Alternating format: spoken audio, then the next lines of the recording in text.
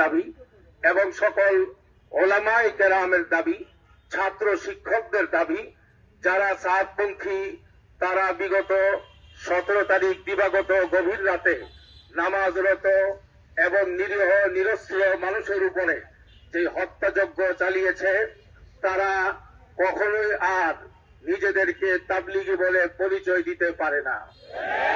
তারা অবশ্যই সরকারের কাছেও প্রমাণিত হয়েছে। আমি মনে করি আমাদের সাংবাদিক বন্ধুগণ আপনাদের কাছেও প্রমাণিত হয়েছে তারা সন্ত্রাসী বাহিনী। সুতরাং সন্ত্রাসী বাহিনীদের কোন কার্যক্রম তবলিগের নামে কাকরাইল মার্কাজ সহ বিশ্ব ইজতেমার মাঠ সহ কোথাও তাদের কোন কার্যক্রম চলতে দেওয়া যাবে না। প্রিয় সাংবাদিক বন্ধুগণ,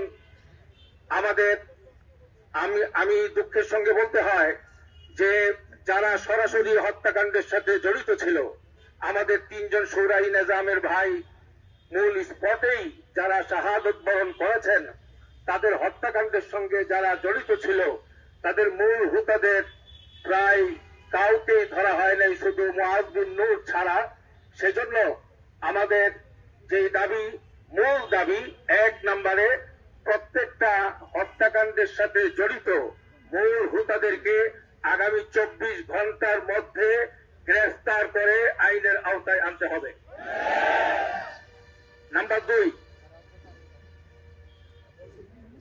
2 আমাদের তাবলীগের মার্কাজ কাকরাইল মার্কাজ, এই কাকরাইল মার্কাজে আমাদের শূরাই নিজামের কার্যক্রম পরিচালিত আছে।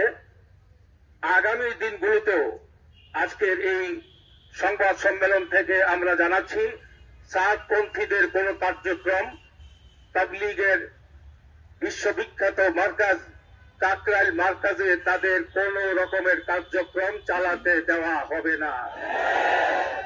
সেই বিষয়ে আমরা সরকারের সর্বাত্মক সহযোগিতা চাই এবং সেই জন্য আমরা সরকারকে জানাচ্ছি, আপনাদের মাধ্যমে দেশবাসীকে জানাচ্ছি, আমাদের এই দাবি পূরণের জন্য আমাদের মুরব্বীরা একটি কর্মসূচির ঘোষণা দিয়েছেন। আগামী বৃহস্পতিবার সকাল 9টা থেকে অনির্দিষ্ট সময়ের জন্য কাকরাইল এবং কাকরাইলের আশপাশের এলাকা জুড়ে অবস্থান কর্মসূচি ঘোষণা করেছেন।